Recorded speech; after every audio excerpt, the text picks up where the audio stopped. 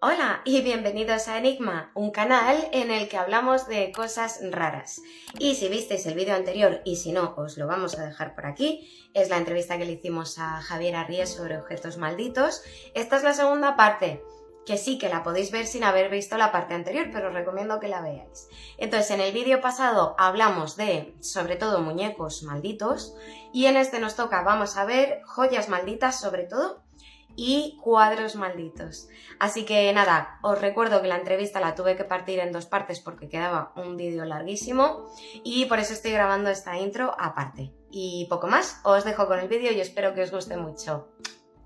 Bueno, vamos a pasar a otro tipo de objetos que hemos estado comentando antes fuera de cámara, que serían las joyas, que también tenemos joyas malditas. Sí, sí que hay. Y además una buena cantidad de ellas. Fíjate, tenemos, de hecho, dentro de los gemólogos, en joyería, pues hay montones de tradiciones acerca de determinados minerales, ¿no? Hay lapidarios, incluso medievales, en los que se dice que las piedras tienen determinadas propiedades. Por ejemplo, como curiosidad, la amatista, eso pues si os vais de juerga, tiene fama de que si llevas una amatista encima no te emborrachas. Y esto se creía hasta tal punto de que la gente cuando iba a un banquete llevaba una amatista encima, ¿no? Esto está puesto, este tipo de propiedades, está en los viejos lapidarios. Hay un lapidario, yo tengo un ejemplar por ahí, de Alfonso X el Sabio, donde el rey pues, pone todos sus conocimientos acerca de piedras y las propiedades que tienen. Y algunas propiedades son buenas, pero hay otras que no son tan buenas. Por ejemplo, habréis oído hablar de lo típico de que llevar perlas da mala suerte y cosas por el estilo, ¿no? Bueno, pues hay piedras, algunas gemas, que tienen asociada ya una mala fama, por decirlo así. Los ópalos, por ejemplo. De los ópalos se dice que reflejan un poco el estado anímico de la persona, ¿no? Los ópalos son unas piedras preciosas, maravillosas. Tienen unas iridescencias fabulosas. Si buscáis por internet fotos de ópalos, tienen un brillo espectacular, con montones de colores, pero es un mineral bastante curioso porque buena parte de él es agua. Y si se resquebraja y ese agua se escapa, se apaga. Entonces eso ha dado pie a la historia de que cuando uno lleva un ópalo y si estás un poco marchito, como que estás bajo o decaído, el ópalo se apaga contigo, ¿no? Es curioso. Y también ha surgido montones de leyendas sobre cuando el ópalo se apaga, mal asunto, mal fario, mal rollo. Bueno, pues hay además algunas piezas, sobre todo piezas muy caras, que han dado lugar a curiosas leyendas sobre diamantes malditos. Y volvemos a lo que te decía antes, muchos de estos objetos están en museos, igual que los muñecos, ¿no? Hay uno, por ejemplo, yo creo que digamos que el rey dentro de las joyas, de las gemas malditas, es el diamante Hope, que fíjate qué nombre, diamante esperanza. Bueno, pues es un diamante que detrás de sí tiene una historia negra bastante amplia. Ahora mismo está en el Museo Nacional de Historia Natural, en el Smithsonian Institute. O sea, está en Estados Unidos y es uno de los objetos más vistos precisamente, primero, por un lado, por lo bellísimo que es. Es una pieza de gran tamaño considerable. Y segundo, por toda esta leyenda negra que arrastra detrás, ¿no? Es uno de los protagonistas también del museo.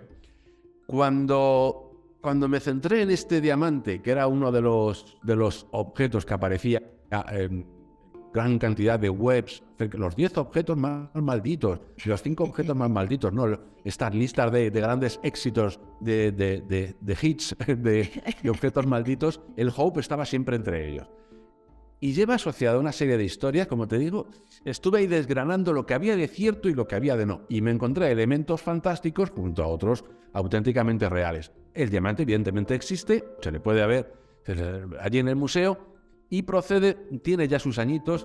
Lo encontró un señor que se llamaba Tavernier, y era un francés, un explorador francés que se dedicaba a la trata de diamantes, a comprar y revender diamantes, ¿no? Entonces iba a la India, por ejemplo, a encontrar diamantes, piezas de diamantes que luego revendía en Europa.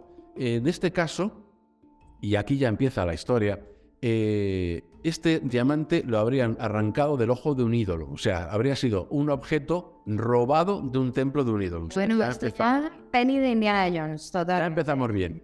Así empiezan muchos de las joyas con una supuesta maldición, empiezan con este tipo de historias, que han sido robadas de algún templo o de algún ídolo. Bueno, era una preciosidad, era un rocón de un color azul apabullante, ¿no? De hecho, cuando llegó a Francia, la gente que lo vio ya lo bautizó como el azul francés. ¿A quién se lo vendió? Pues nada más y nada menos que a Luis XIV, al Rey Sol. Esto yo he seguido e incluso he podido hacerme con versiones digitalizadas de los libros de Tavernier, donde describe y tiene dibujado el propio diamante, junto a otros que adquirió, etcétera. Es decir, se puede seguir muy bien esta historia y hay registros sobre la compra por parte de Luis XIV, etcétera. Bueno, de hecho, Luis XIV siempre lo llevaba encima en sus fiestas, pues lo llevaba puesto.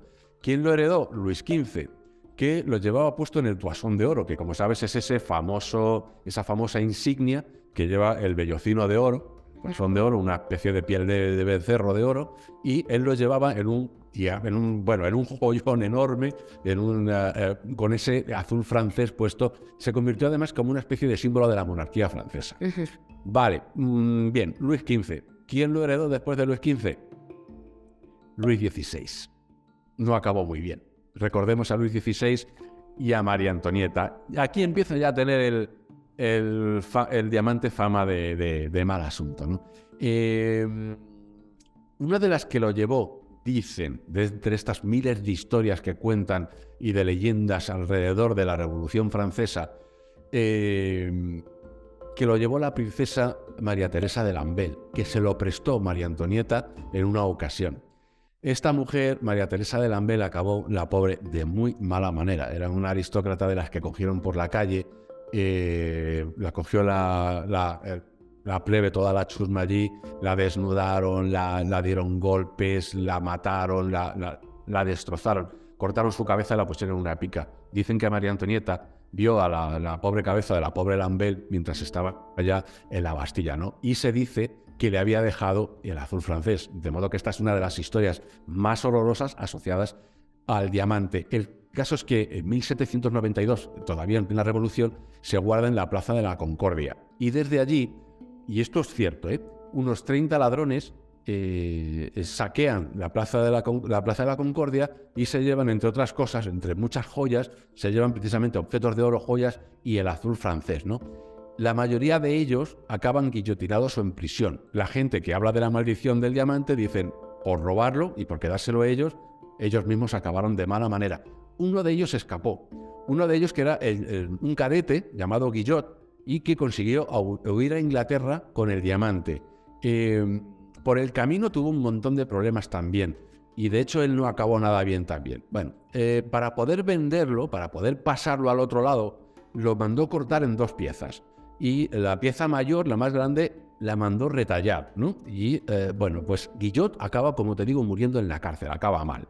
El caso es que la pieza consigue cruzar el charco, por decirlo así, hasta Gran Bretaña, ¿no? Y por allí desaparece. No se sabe nada de él. ¿Cuándo reaparece? En 1812. ¿Por qué? Es justo cuando prescribe el delito. Porque evidentemente era una pieza de la corona francesa que había sido robado a Francia. Bueno, pasados esos años el delito prescribe y entonces quien lo tuviera lo saca a la luz. Aparece en manos de un comerciante londinense, el cual dicen que se lo habría vendido a Jorge IV, pero no hay registros de esto. Yo no he encontrado nada, ni hay, por lo visto, ninguna cosa que dé veracidad de esto. El caso es que sí sabemos que en 1824 lo adquiere un poderoso, un inglés con mucho dinero, que es Thomas Hope. De ahí el nombre del diamante, el diamante Hope. Bueno, el diamante empieza a provocar bastantes problemas en la familia. Riñas entre los herederos por tenerle. Y acaba en manos de uno de ellos, que es Henry Thomas Hope. Este se lo cede a su hija. Esta hija se casa con un libertino que está lleno de deudas de juego. La mujer, una mala vida impresionante al lado de este personaje, ¿no?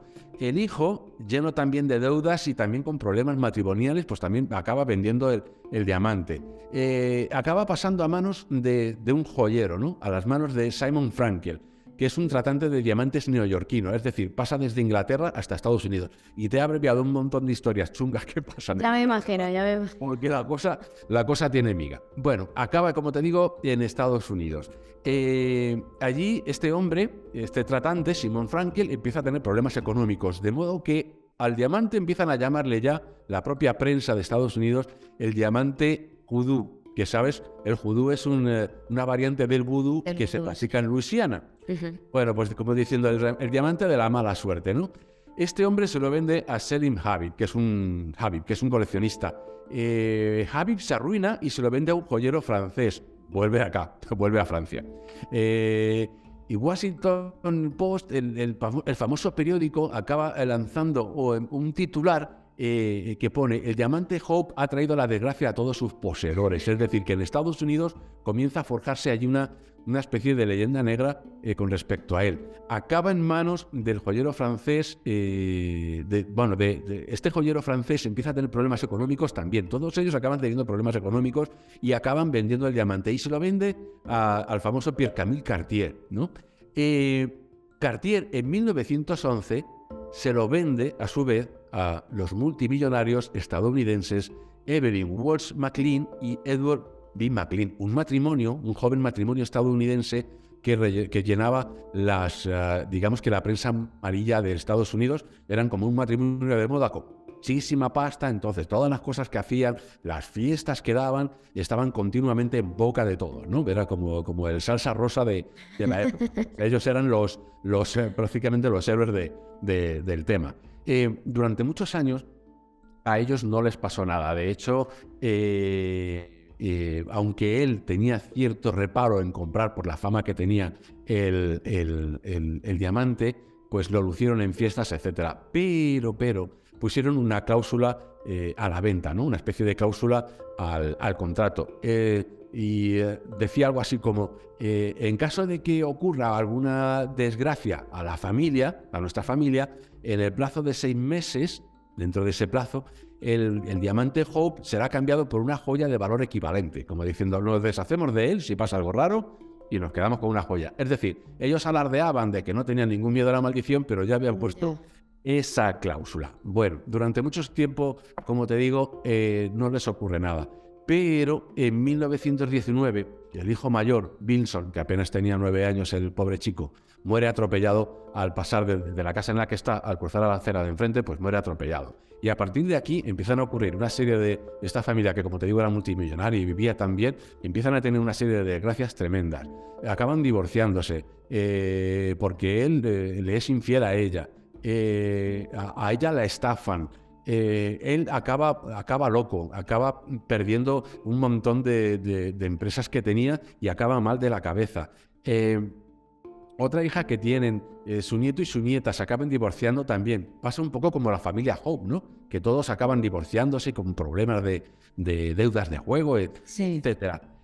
Al final, Edward McLean, se arruina y, como te digo, acaba declarado como demente porque empezaba ya a hacer cosas muy raras. Fue internado en el hospital psiquiátrico de por vida ya.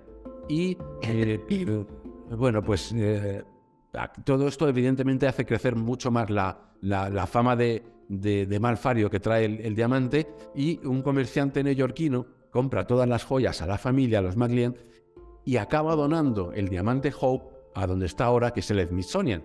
Y allí, como ya no es dueño de nadie, sino que está a la vista de todos, dicen que ya la maldición ha quedado como anulada. Te he contado las cosas que yo he podido ver que han sido reales, pero fíjate, las cosas que he leído de la prensa, eran alucinantes. De todo. Claro, la prensa americana empezó a decir que había pertenecido a un jeque árabe, que había muerto de unas maneras rarísimas. Prácticamente media Europa, media nobleza europea la había tenido y habían muerto de no sé qué y de no sé cuánto. Todas unas cosas que eran absolutamente falsas. Pero esta secuencia de datos que yo te he dado sí son correctos. O sea, eso los puedes seguir. Así que el diamante Hope es una mezcla de cosas reales, de sospechosas muertes, malas rachas de mala suerte, explicables también. Me queda una cosa de esa. Habrá sido casualidad, una serie de casualidades infaustas, pero claro. Pero sí parece como que tiene como un cierto tinte, una moraleja en contra de la avaricia. Claro, sí. Pues como él, lo curioso es que el diamante Hope tiene otros objetos parecidos, ¿no? Entre ellos hay otro diamante, por ejemplo, que es el Montaña de Luz, que de hecho está es una de las joyas de la corona inglesa y lo lucía la difunta reina Isabel en su corona de vez en cuando. Era lo mismo, era un diamante que había pertenecido a un ídolo hindú, había sido robado y acabó en manos de los invasores mogoles. Bueno, una serie de desgracias tremendas también, hasta que le fue regalado, entre comillas, porque evidentemente es fruto del expolio del colonialismo, Ya. y le fue regalado a la reina Isabel. Dice la leyenda que si lo tiene una mujer, no pasa nada. O sea, que todos los que han tenido problemas con él han sido reyes y hombres. Y curiosamente, como que la maldición habría sido de alguna forma anulada, ¿no? Pero es otro de los diamantes más curiosos en este sentido, ¿no? Con muchos paralelismos con el Hope. Y aquí tenemos una historia A ver. bastante curiosa. Antes hablaba de los ópalos, ¿no? De esos minerales preciosos y iridiscentes que tienen esa fama rara, ¿no? De que cuando se apagan, tú te vas a apagar también con el mineral. Pues hay un ópalo asociado a la Casa Real Española. Es decir, tenemos nuestras propias joyas malditas aquí. Y bueno, de hecho te contaré que cuando hago congresos o doy conferencias, hay gente que se me acerca y me cuenta sus propias cosas de joyas familiares, que curiosamente, en muchos casos, pues acarrean como mala suerte, se deshacen de ellas y acaban volviendo a ellos de maneras extrañas, ¿no? Esto me lo han contado en muchas ocasiones, es como una curiosidad, ¿no? Bueno, pues aparte de esto, digamos, de la gente corriente, por decirlo así, también tenemos uno asociado a la monarquía española, te cuento. Alfonso XII, para que nos vayamos centrando, ¿no?, en la historia. Con 17 añitos. Con 17 años conoce a Virginia Oldoini. Está en Francia y allí está Virginia Oldoini, que es la condesa de Castiglioni, que es 20 veces mayor que él. La condesa de Castiglioni, conocida como la Perla de Italia, había sido una mujer bellísima. Y bueno, de hecho, pues enamoró al rey de Francia. Y pues tiene un affair con Alfonso XII. Ella incluso, cuentan, que se veía ya como futura reina de España. Pero la cosa cambia cuando Alfonso XII anuncia su matrimonio con María de las Mercedes de Orleans, cosa que tiene lugar el 23 de enero de 1878.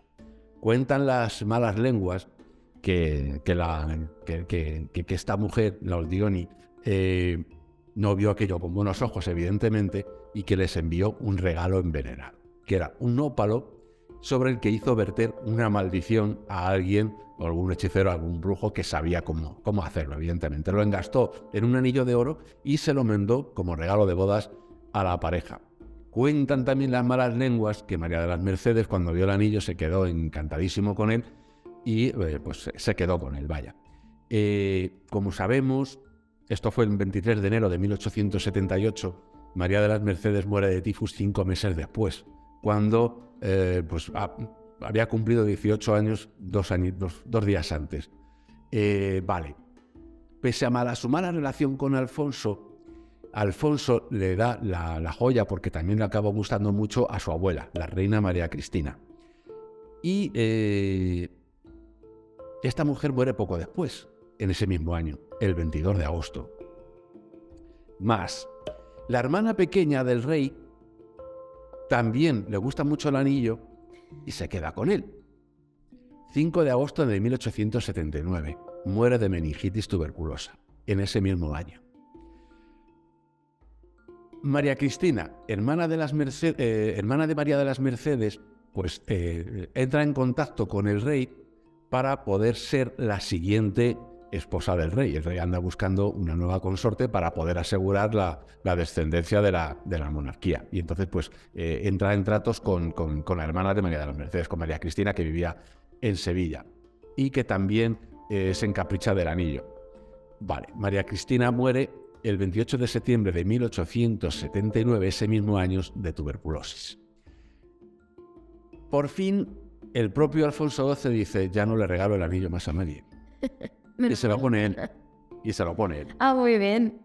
y Alfonso XII muere el 25 de noviembre de 1885 de tuberculosis. Tú fíjate qué historia. Es además una serie de muertes que generalmente van involucradas con la tuberculosis. Sí.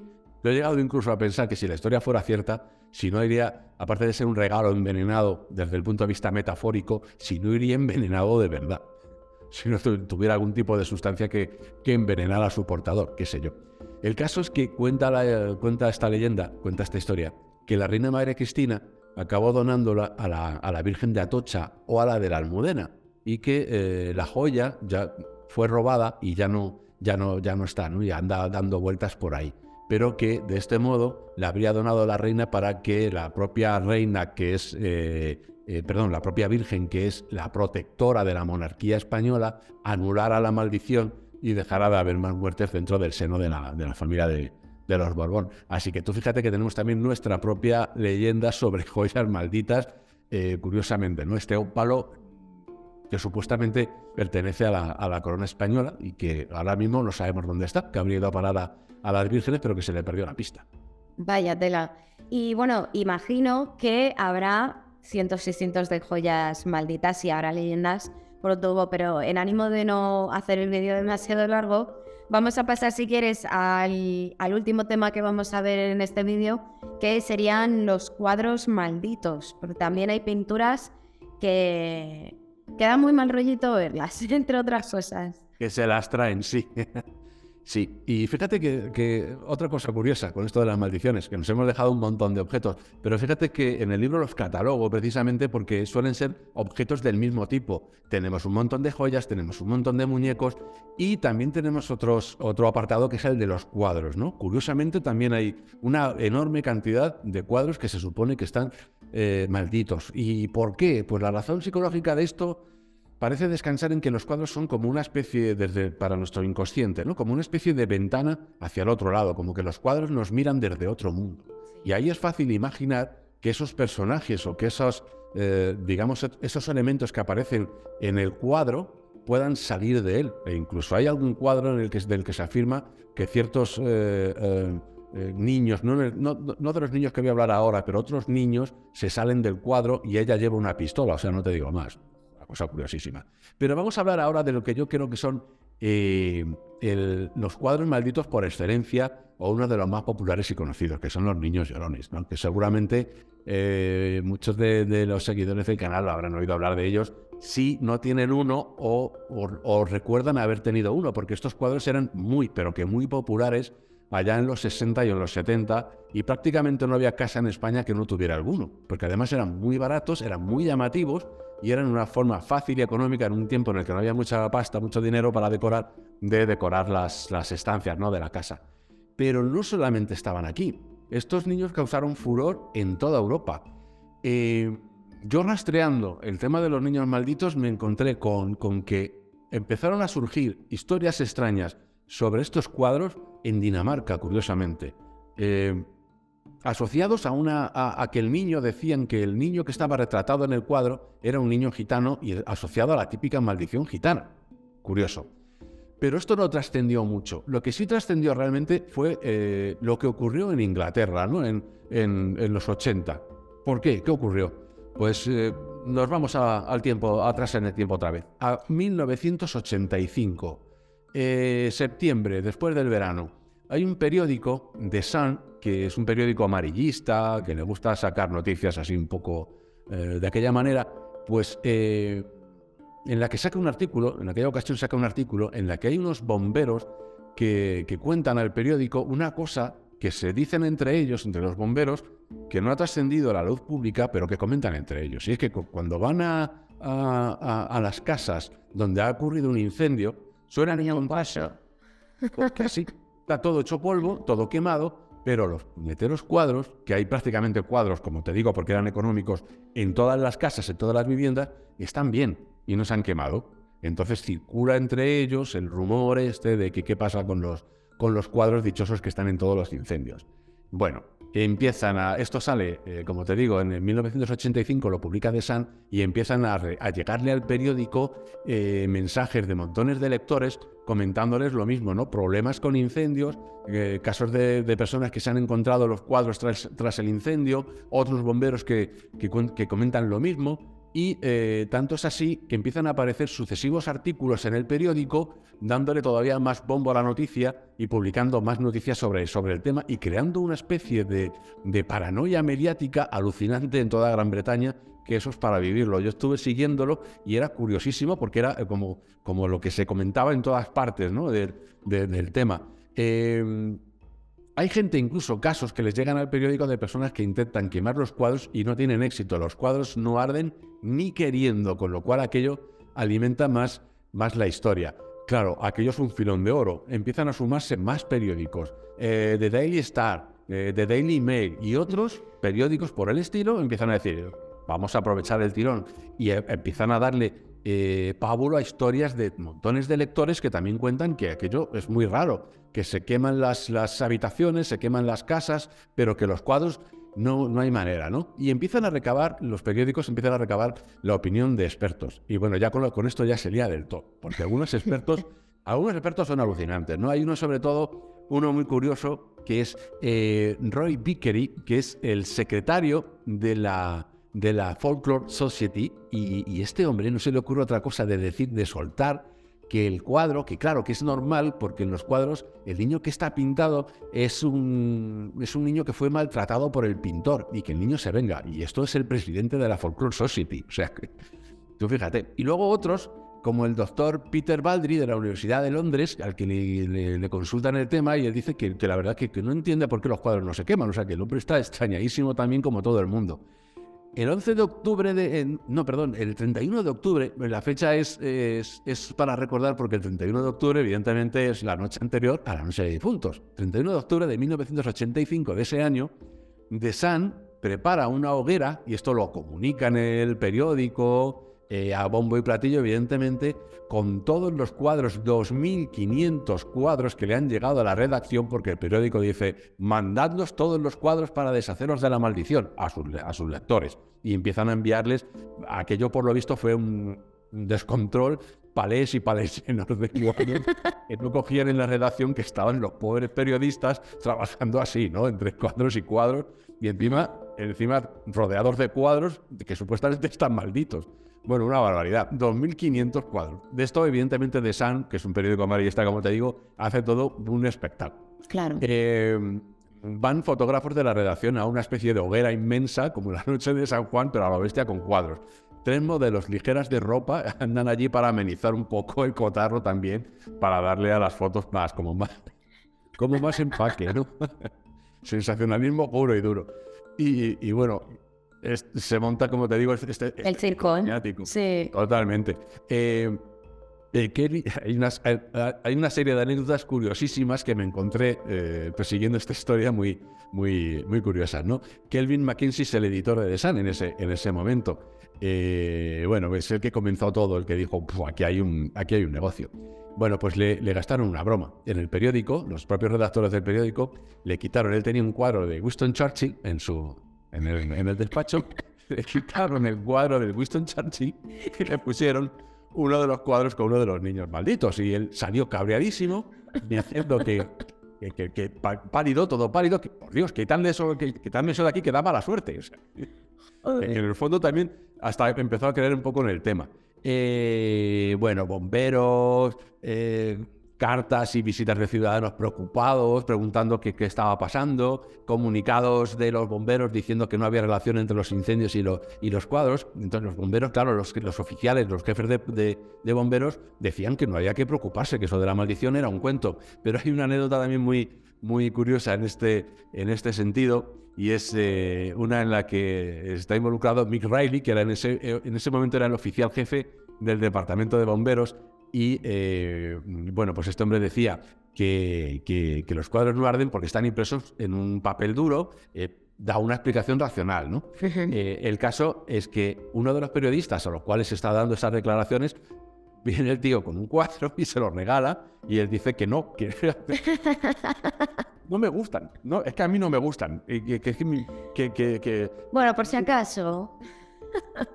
Que yo no tengo el sitio en casa, dice. O sea, que no quiso el cuadro de ninguna de las maneras. Bueno, pues esto, como te digo, una historia mediática alucinante en Inglaterra, y en el que, bueno, pues luego un cómico en un programa de televisión demostró que los cuadros no ardían porque les habían aplicado una capa de antiignífugo y que la forma en la que caían, además, pues evitaba que las llamas se pusieran en contacto con ellos, con lo cual era lógico y razonable que no ardieran. Pero la cosa ya estaba hecha, claro. Y la asociación de los niños malditos de los niños llorones, perdón, con la maldición ya estaba hecha. La verdad es que los cuadros eran muy llamativos, niños con unos lagrimones, impresionan mucho porque no es la rabieta de un niño, no es una pataleta de un niño, son niños con una cara triste y con unos lagrimones que les caen en absoluto silencio, ¿no? Con lo cual te impacta bien. Que es muy agradable, ¿no? Colgar eso en casa y ver a un niño llorar y pasarlo mal, ¿no? Cada vez que pasas por el pasillo.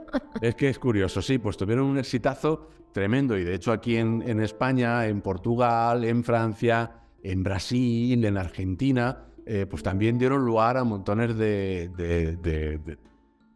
dichos sobre ellos, ¿no? En Argentina incluso programas de televisión en los que se llegó a afirmar que si le dabas la vuelta a uno de estos cuadros se veía un pez devorando al niño. Bueno, una locura. Una supuesta parapsicóloga soltó este tipo de cosas y de lindezas en un programa de televisión, que se veían detrás de él una serie de rostros fantasmales, una corbata que tiene dibujada que era como una especie de serpiente satánica que le estaba asfixiando. Barbaridades. En Brasil llegó a decirse que el pintor había hecho un pacto con el demonio y que en determinada fecha del año, si te ponías delante del cuadro y recitabas determinadas cosas, se te aparecía el demonio y podías hacer un pacto con él. Bueno, una barbaridad. A todo esto... Lo que vienen siendo las leyendas urbanas que se van generando. Claro, claro.